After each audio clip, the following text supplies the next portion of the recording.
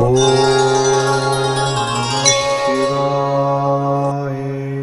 நேயர்களே, spiritual TV நேயர்களுக்கு லக்ஷ்மி நாராயண வணக்கங்கள். இப்போ நம்ம பார்க்க போகிறது வார ராசி பலன் 4ஆம் தேதியிலேருந்து 10ஆம் தேதி வரை எப்படி இருக்க போதான்னு பார்க்க போகிறோம். ஸோ எப்போதுமே சொல்கிறதாங்க, லக்னத்துக்கு பாருங்கள். ராசிக்கு பார்ப்பதை விட லக்னத்துக்கு பார்க்குறது ரொம்ப பர்ஃபெக்டாக இருக்கும். உதாரணமாக ஒரு மகர லக்னம் விருச்சிக ராசினா நீங்கள் விருச்சிக ராசிக்கான பலன்களை பார்க்குறது, மகர ராசிக்கான பலன்களை பார்க்கும்போது ரொம்ப சூப்பராக இருக்கும். முதல்ல வரது பொது பலன்கள், அதுக்கப்புறம் தசாபுக்தி பலன்கள். உங்கள் ஜனகால ஜாதகத்தில் என்ன தசாபுக்தி அந்தரங்கள் வருதோ அதை நோட் பண்ணி வச்சு அதை மிங்கிள் பண்ணி பாருங்கள், ரொம்ப பர்ஃபெக்டாக இருக்கும். வீடியோட எண்டில் டிப் ஆஃப் த வீக் இருக்குது, மறக்காமல் பாருங்கள். மிதுன ராசி. ஸோ மிதுன ராசிக்கு வந்து பார்த்திங்கன்னா உங்களது ராசி அதிபதி புதன். புதன் வந்து பார்த்திங்கன்னா உங்களுக்கு வந்து 11 இருக்கும்போது பூமி சம்மந்தமான விஷயங்கள் நல்ல லாபகரமாக இருக்கும். அது மட்டும் இல்லாமல் உங்களுக்கே ஒரு கான்ஃபிடென்ட் லெவல் நல்லாவே இருக்கும். ஸோ நல்ல ஒரு வளர்ச்சி, நல்ல ஏற்றங்கள் வரதுக்கான வாய்ப்பும் ரொம்ப நல்லா இருக்குது. ஸோ அதுக்கப்புறம் ரெண்டாம் அதிபதி வந்து பார்த்திங்கன்னா உங்களுக்கு வந்து வேலை விஷயங்கள் ரொம்ப சிறப்பாக இருந்தாலும் கொஞ்சம் வேலையில் வந்து சின்னதாக ஒரு மன உளைச்சல் திங்கள் செவ்வாயில் இருக்கும். ஸோ அதுக்கப்புறம் எல்லாமே சரியாயிடுங்க. அதுக்கப்புறம் பார்க்கும்போது உங்களுடைய 3ஆம் அதிபதியான சூரியன் வந்து உங்களுக்கு 11 இருக்கும்போது நல்ல லாபங்கள், உங்கள் முயற்சிகளில் வந்து ஒரு பெரிய வெற்றி கிடைக்கிறதுக்கான வாய்ப்பு ரொம்ப சூப்பராக இருக்குது. அது ஒரு நல்ல விஷயமாகவும் இருக்கும். அதுக்கப்புறம் பார்க்கும்போது உங்களுக்கு 5ஆம் அதிபதியான சுக்கிரன் உங்களுக்கு வந்து இப்போ வந்து 12 இருக்கும்பொழுது கொஞ்சம் அலைச்சல்கள் ஜாஸ்தி இருக்கும். குழந்தைகளுக்காக கொஞ்சம் கடன் வாங்குறது, கொஞ்சம் மன உளைச்சல் இருந்தாலும் கொஞ்சம் அலைச்சல்கள் ஜாஸ்தியாக இருக்கிறது வந்து எந்த இதுவும் இல்லை. பட் அது என்ன பண்ணுறது, ஒன்று கடன் வாங்கணும், இல்லைன்னா அலைச்சல் ஏதாவது ஒரு விஷயத்துல கண்டிப்பாக இருக்குங்க. அதுக்கப்புறம் பார்க்கும்போது குழந்தைகளும் வந்து வெளியூர் போகணும் அப்படிங்கிற எண்ணங்களுக்காக உங்களை அப்ரோச் பண்ணுவாங்க. வெளியூர் போகிறதுக்கான வாய்ப்பும் நிறைய இருக்குது. அதுக்கப்புறம் பார்க்கும்போது உங்களுக்கு 6ஆம் அதிபதியான செவ்வாய் வந்து உங்களுக்கு வந்து 11 இருக்கும்போது 10 இருக்கிற போது நல்ல ஒரு ஏற்றங்கள், நல்ல லாபங்கள் இருக்கும். தொழில் ரீதியான விஷயங்கள் வந்து பெரிய விஷயங்களாக நடக்கும். பெரிய லாபங்கள், வேலையில் வந்து நல்ல ஏற்றங்கள் வர்றதுக்கான வாய்ப்பு இருக்குது. இப்போ போடுற எஃபோர்ட் வந்து நாளைக்கு வந்து ஒரு பெரிய ஒரு லெவலில் வந்து சக்ஸஸ் ஆகிறதுக்கான வாய்ப்புகள் ரொம்ப நல்லா இருக்குது. அதுக்கப்புறம் 7ஆம் அதிபதியான குரு ராசியிலே இருக்கும்பொழுது திருமணம் சுப நிகழ்ச்சிகள் சம்மந்தமான விஷயங்கள் எல்லாமே கணிஞ்சு வரும். இதுவரை தள்ளிட்டு போயிருந்தாலும் இப்போ வந்து அது ஓகே ஆகிறதுக்கான வாய்ப்பு எல்லாமே ரொம்ப நல்லாயிருக்கு. 8, 9ஆம் அதிபதியான சனி 10 இருக்கும்போது தொழில் ரீதியான விஷயங்கள் கொஞ்சம் கேர்ஃபுல்லாக இருக்கணும். ஏதாச்சும் வந்து பேய் கதை சொல்லி நம்மளை ஏமாற்ற பார்ப்பாங்க. ஸோ அது வந்து தேவையா, கரெக்டான ஆளாக நம்மளால் முடியுமாங்கிறத வந்து 1க்கு 4 வாட்டி யோசித்து முடிவு பண்ணுறது ரொம்ப ரொம்ப நல்லது. அதுக்கப்புறம் உங்களுடைய 9ஆம் அதிபதி 2 இருக்கும்போது வெளிநாடு, நல்ல ஒரு வெளிநாட்டில் இருக்கும், நல்ல வருமானங்களை கொடுக்கும். தந்தை சார்ந்த விஷயங்கள் வந்து நல்ல வருமானங்கள் வர்றதுக்கான வாய்ப்பும் ரொம்ப சூப்பராக இருக்குங்க. 10ஆம் அதிபதியான குரு வந்து ராசியிலே இருக்கும்போது தொழில் ரீதியான விஷயங்கள், புதிய வாய்ப்புகள், நிறைய வாய்ப்புகள் வரும். ஸோ நல்ல ஒரு ஆப்பர்ச்சுனிட்டி வரும், அதை நல்லா யூஸ் பண்ணிக்கோங்க. 11ஆம் அதிபதியான செவ்வாய் நல்ல ஏற்றங்களும் நல்ல லாபங்களையும் கண்டிப்பாக கொடுத்துருவாருங்க. மற்றபடி என்னங்க, இதுவரை பார்த்தது பொது பலங்கள். இப்போ பார்க்கும்போது தசாபுக்தி பலங்கள். மிதுன லக்னமாக இருந்து சூரியன் தசாபுக்தி, சூரியன் 3ஆம் அதிபதி 11 இருக்கும்போது நல்ல லாபங்கள், முயற்சியில் வந்து ஒரு பெரிய வெற்றி கிடைக்கிறதுக்கான வாய்ப்பு ரொம்ப நல்லாயிருக்கு. மிதுன லக்னமாக இருந்து சந்திரன் தசாபுக்தி, சந்திரன் வந்து 2ஆம் அதிபதி. உங்களுக்கு வந்து வேலை விஷயங்களில் திங்கள் செவ்வாயில் வந்து சின்னதாக ஒரு மன உளைச்சலும், அதுக்கப்புறம் எல்லாமே சரியாயிடுங்க. ஸோ மிதுன லக்னமாக இருந்து செவ்வாய் தசாபுக்தி, செவ்வாய் வந்து பார்த்திங்கன்னா தொழில் ரீதியான விஷயங்களில் ஏதாவது கடன் கேட்டிங்கன்னா கிடைக்கிறதுக்கான வாய்ப்புகள் இருக்குது. உங்களுக்கும் உங்கள் மாமியாருக்கும் சின்னதாக ஒரு மனஸ்தாபங்கள் வர்றதுக்கான வாய்ப்பு, ரொம்ப கவனமாக இருக்கணும். மிதுன லக்னமாக இருந்து செவ்வாய் தசாபுக்தி, ராகு வந்து பார்த்திங்கன்னா உங்களுக்கு வந்து 9 இருக்கும்போது பிரயாணங்கள் நல்ல லாபங்கள், நல்ல ஒரு ஏற்றங்கள் வர்றதுக்கான வாய்ப்பெல்லாம் இருக்குது. பெரிய பிளான் போடுவீங்க, பெரிய அளவில் வரணுங்கிற விஷயங்களாமே ரொம்ப சூப்பராக இருக்குங்க. ஃபாரின் போகணும் அப்படிங்கிற எண்ணங்களையும் நிறைய பேருக்கு ஏற்படுத்தும். மிதுன லக்னமாக இருந்து குரு தசாபுக்தி அந்தரங்கள். குரு வந்து பார்த்திங்கன்னா 7ஆம் அதிபதி ராசியிலே இருக்கும்போது உங்களுக்கு வந்து திருமணம் சார்ந்த விஷயங்கள், சுப நிகழ்ச்சி நடந்து வரும். ஸோ அது மட்டும் இல்லை, புதிய பார்ட்னர்ஷிப் சம்மந்தமான விஷயங்களும் உங்களுக்கு வந்து நல்ல லீட் கிடைக்கிறதுக்கான வாய்ப்பு ரொம்ப நல்லாயிருக்கு. மிதுன லக்னமாக இருந்து சனி தசாபுக்தி அந்தரங்கள். சனி வந்து பார்த்திங்கன்னா 10 இருக்கும்போது தொழில் ரீதியான விஷயங்களை கொஞ்சம் கேர்ஃபுல்லாக இருக்கணும். இன்வெஸ்ட்மெண்ட் பண்ணுறதுக்கு முன்னாடி 1க்கு 4 வாட்டி யோசித்து இன்வெஸ்ட்மெண்ட் பண்ணுறது ரொம்ப நல்லது. மிதுன லக்னமாக இருந்து புதன் தசாபுக்தி அந்தரங்கள். புதன் வந்து பார்த்திங்கன்னா 4ஆம் அதிபதி. ஸோ 4ஆம் அதிபதியான புதன் வந்து பார்த்திங்கன்னா உங்களுக்கு வந்து நல்ல லாபங்களையும் நல்ல ஏற்றங்களையும் கொடுக்கறதுக்கான வாய்ப்புகளை கண்டிப்பாக கொடுத்துருதுங்க. மிதுன லக்னமாக இருந்து கேது தசாபுக்தி. கேது வந்து 3 இருக்கும்போது பெரிய முயற்சிகள், பெரிய விஷயங்களே வந்து அடித்து தூள் கிளப்பிட்டு வரீங்க. ஒரு அசாத்திய தைரியத்தோடு சாதிக்கிற விஷயங்கள் எல்லாமே அற்புதமாக இருக்குது. மிதுன லக்னமாக இருந்து சுக்கிர தசாபுக்தி அந்தரங்கள். சுக்கிரன் வந்து பார்த்திங்கன்னா 12, 5ஆம் அதிபதியாக இருந்து அவர் 12 இருக்கும்போது குழந்தைகளுக்காக செலவு பண்ணுறது, குழந்தைகளோட ஒரு சுற்றுலா போகிறது, அலைச்சல்கள், வெளியூரில் போகிறது, இந்த மாதிரி விஷயங்கள் எல்லாமே கண்டிப்பாக இருக்குங்க. ஸோ மற்றபடி என்னை பொறுத்த ஒரு நல்ல ஒரு பிரார்த்தனை, மனதார இறைவனை பிரார்த்தனை பண்ணுவோம், கண்டிப்பாக அடுத்த லெவல் போகிறதுக்கான இப்போலாம் ரொம்ப சிறப்பாக இருக்குது.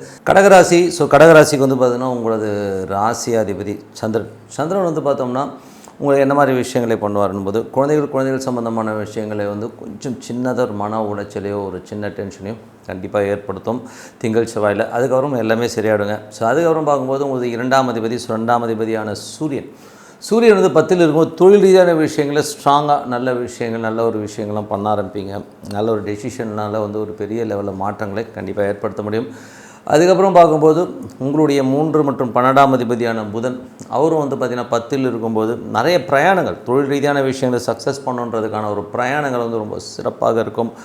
அதுக்கப்புறம் பார்க்கும்போது உங்களுக்கு 4ஆம் அதிபதி மற்றும் 11ஆம் அதிபதியான சுக்கிரன் வந்து ஆட்சி பலத்தோட 11ல் இருக்கும்போது வீடு சொத்துக்கள் வண்டி வாகனங்கள் வாங்குகிற யோகங்கள், பழைய வண்டி இருந்துன்னா பழைய வண்டி கொடுத்துட்டு புது வண்டி வாங்கலாம்ங்கிற ஒரு எண்ணங்கள், வீடு பராமரித்து வேலைகள் இதெல்லாம் பண்ணுவீங்க. ஸோ அதெல்லாமே ரொம்ப சிறப்பாக இருக்குங்க. அதுக்கப்புறம் உங்களுக்கு 5ஆம் அதிபதி, ஸோ 5ஆம் அதிபதியான செவ்வாய் வந்து 9ல் இருக்குங்க. ஸோ நிறைய பிரயாணங்கள் குழந்தைகளோட வெளிநாடு பிரயாணம் போன்ற மாதிரி விஷயங்கள், ஆன்மீக சுற்றுலா போகணும் அப்படிங்கிற எண்ணங்களை எல்லாமே கண்டிப்பாக ஏற்படுத்தும். 6ஆம் அதிபதியான குரு வந்து உங்களுக்கு வந்து பார்த்திங்கன்னா 12ல் இருக்கும்போது வேலை விஷயமாக நிறைய பிரயாணம் பண்ணுறமான விஷயங்களை நிறைய கொடுத்துருங்க.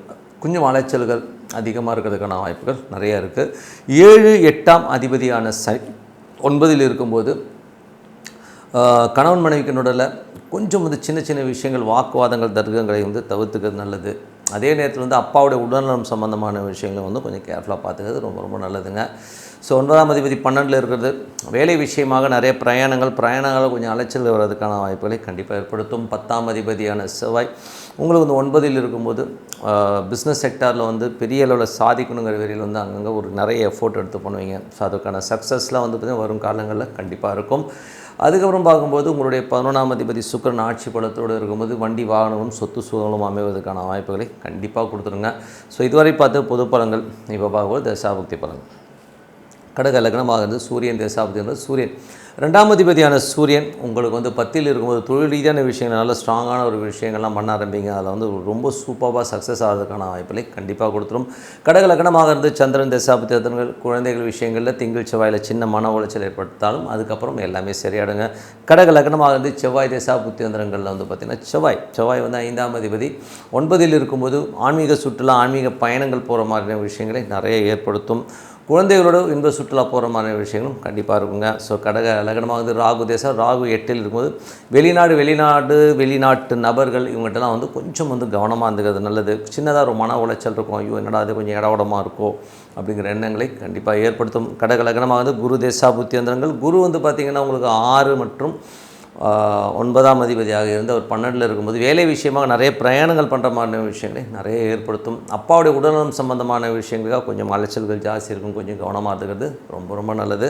கடக லக்னமாக வந்து சனி தசாபுத்தியந்திரங்கள். சனி வந்து பார்த்திங்கன்னா 7, 8ஆம் அதிபதி 9ல் இருக்கும்போது பார்ட்னர்ஷிப் சம்பந்தமான விஷயங்கள் வியாபார ரீதியான விஷயம் நிறைய அலைச்சல்கள் இருந்தாலும் கொஞ்சம் சின்ன மன உளைச்சல் இருக்கும். அப்பாவுடைய விஷயங்கள் அப்பா சம்பந்தமான விஷயங்கள் சின்னதாக ஒரு மனக்கசப்பு வர்றதுக்கான கொஞ்சம் கவனமாக பார்த்துக்கணும். கடக லக்னமாக இருந்து புதன் தசாபதி 3, 12ஆம் அதிபதியான புதன் வந்து பார்த்திங்கன்னா உங்களுக்கு 10ல் இருக்கும்போது புதிய வியாபாரம் புதிய தொழில் விஷயங்களுக்காக நிறைய அலைச்சல்கள் நிறைய மெனக்கெடுகள் இருக்கும். ஸோ அதெல்லாமே ரொம்ப சூப்பர் தான். ஸோ அதுக்கப்புறம் வந்து கடக லக்னமாக வந்து கேது தசாபதி. கேது வந்து 2ல் இருக்கும்போது குடும்பத்திற்காக சின்னதாக கடன் வாங்குற மாதிரி சூழ்நிலை ஏற்படுத்தலாம். பொருளாதாரத்தில் வந்து பார்த்திங்கன்னா ஏதாவது பெருசாக வரணும் அப்படிங்கிற விஷயத்துக்காக கொஞ்சம் கடன் வாங்குறது. அது மட்டும் இல்லை பேசும்போது மட்டும் கொஞ்சம் கவனமாக பேசுங்க. கொஞ்சம் வெடுக்குன்னு பேசுவீங்க. ஸோ அந்த மாதிரி விஷயங்கள் கொஞ்சம் கவனமாக இருந்துக்கணும். கடக லக்னமாக வந்து சுக்கிர தசாபதி யந்திரங்கள். சுக்கிரன் வந்து 4, 11ஆம் அதிபதி 11ல் இருக்கும்போது வீடு வண்டி வாகனங்கள் விஷயங்கள் வந்து நல்ல லாபங்கள் வருதுலாம் ரொம்ப சூப்பராக இருக்குங்க. ஸோ மற்றபடி என்னங்க என்னை பொறுத்தவரை நல்ல ஒரு பிரார்த்தனை மனதார வந்து இறைவனை வந்து பிரார்த்தனை பண்ணும்போது கண்டிப்பாக நம்ம அடுத்த லெவல் போகிறதுக்கான எல்லாம் ரொம்ப சிறப்பாக இருக்குது. Tip of the week. So tip of the வீக்கில் நம்ம பார்க்கும்போது விஷ்ணுபதி புண்ணிய காலம். ஸோ இது வந்து பயங்கரமாக ஒர்க் ஆகிற ஒரு விஷயம். விஷ்ணுபதி புண்ணிய காலம். பணம் இல்லை, எனக்கு வந்து பொருளாதாரத்தில் வந்து நிறைய சிக்கலில் இருக்கேன் அப்படிங்கிறவங்களுக்கு வந்து இது ஒரு பெரிய ஒரு வரப்பிரசாதம். இது பண்ணி பாருங்கள். ரொம்ப எக்ஸ்ட்ராடனரியான ஒரு விஷயமாக இந்த விஷ்ணுபதி புண்ணிய காலம் இருக்குங்க. இது வந்து எப்போ வருது அப்படின்னும் போது இந்த வைகாசி மாதம் வந்து வருது. அதுவும் மே 15. ஸோ மே 15 அன்றைக்கி விஷ்ணுபதி புண்ணியகாலம். அன்றைக்கி பார்த்து சிவராத்திரி வேறு. ஸோ அதனால் வந்து மே 15ஆம் தேதி காலையில் ஒரு 10:30 மணிக்குள்ளே இந்த வழிபாடை முடிக்கிறது ரொம்ப ரொம்ப நல்லதுங்க. ஸோ ரொம்ப சூப்பராக இருக்கும். இது வந்து நான் ப்ராக்டிக்கலாக நிறைய பேருக்கு சொல்லி எல்லோருக்குமே ஒரு பொருளாதாரத்தில் வந்து அடுத்த கட்டத்துக்கு போன மாதிரி விஷயங்கள் இருக்கும். பணம் இல்லாதவங்களுக்கு பார்த்திங்கன்னா பேங்க் பேலன்ஸ் நல்லா ஏறி இருக்குது, நிறைய பணம் இருக்குங்கிற மாதிரி சொல்கிற மாதிரி விஷயங்கள் இருக்குது. ஸோ இது வழிபாடு முறை எப்படி அப்படிங்கிறத பார்ப்போம். ஸோ வழிபாடு முறைகளில் வந்து பார்த்திங்கன்னா விஷ்ணு கோயில்களுக்கு போகிறது, கொஞ்சம் பழைய விஷ்ணு கோயில் போகிறது ரொம்ப சூப்பருங்க. ஒரு 27 பூ வச்சுக்கோங்க கையில். ஏன்னா கவுண்டிங் வந்து நீங்கள் எண்ணிட்டிங்கன்னா இறைவனை நம்ம வழிபாடு பண்ணும்போது 1, 2 பார்த்துட்டே இருப்போம், இறைவனை விட்டுருவோம். ஸோ இந்த காலகட்டத்தில் வந்து அந்த விஷ்ணுவை வந்து நீங்கள் வந்து ஒரு 27 முறை ஓம் நமோ நாராயணா, ஓம் நமோ நாராயணான்னு சொல்லிவிட்டு ஒரு 27 முறை வந்து சுற்றணுங்க. ஸோ ஒவ்வொரு முறை சுற்றி வரும்போது ஒவ்வொரு பூ வச்சுட்டு வாங்க. அந்த இறைவனை வேண்டுதல், அந்த இறைவன் உங்களோட மனதார உள்ளுக்குள்ளே ஒன்றி அந்த இறைவனை வணங்கிட்டு வாங்க. அதுவும் அன்றைக்கி அந்த 10:30 மணிக்குள்ளே, மே 15 காலை 10:30 மணிக்குள்ளே இந்த பிரார்த்தனை முடிங்க. 27 முறை வந்து வலம் வாங்க. வந்து நமஸ்கரிச்சுட்டு விஷ்ணுவை வந்து விஷ்ணுவோ கிருஷ்ணரோ எதானா இருக்கலாம், பட் விஷ்ணுவின் அவதாரமாக இருக்கிற கோயில்களில், அதுவும் பழைய கோயிலாக இருந்தால் ரொம்ப சூப்பராக இருக்கும். வணங்குனீங்கன்னா உங்களுக்கு பணம் வந்து இரட்டிப்பில் நீங்கள் நினச்சதை விட பெரிய லெவலில் வந்து உங்கள் பேங்க் பேலன்ஸ் ஏறுறது, பொருளாதாரத்தில் வந்து அடுத்த கட்டத்துக்கு முன்னேறது எல்லாமே ரொம்ப சூப்பராக இருக்குங்க. ஸோ கண்டிப்பாக இது மிஸ் பண்ணாமல் பாருங்கள். இன்னொரு முறையும் சொல்லிடுறேன், இது வந்து மே 15ஆம் தேதி அன்னைக்கு வருது, அதுவும் வெள்ளிக்கிழமை வருது, அன்றைக்கி சிவராத்திரி வேறு. ஸோ அதனால் வந்து இதை மிஸ் பண்ணாமல் எல்லோருமே வந்து பொருளாதாரத்தில் அடுத்த கட்டத்துக்கு முன்னேறணும், நான் கொஞ்சம் நிறைய சம்பாதிச்சு பணம் மூட இருக்கணும், பொருளாதாரத்தில் நல்ல ஒரு பெரிய லெவலில் வரணும்னு நினைக்கிறவங்க இந்த பிரார்த்தனையை விடாது பண்ணுங்கள். ரொம்ப சூப்பராக இருக்கும். இது ஒவ்வொரு மாதமும் வராதுங்க, இது வந்து வைகாசி மாதம் வரும். ஸோ இதுக்கப்புறம் வந்து பார்த்தா 2 மாதம் கழித்து தான் வரும். ஸோ அதனால் இந்த விஷ்ணுபதி புண்ணிய காலத்தை மிஸ் பண்ணாமல் எல்லோருமே வணங்கணும்னு சொல்லிவிட்டு உங்களிடம் விடைபெறுவது உங்கள் லக்ஷ்மி நாராயணன். ஜீவன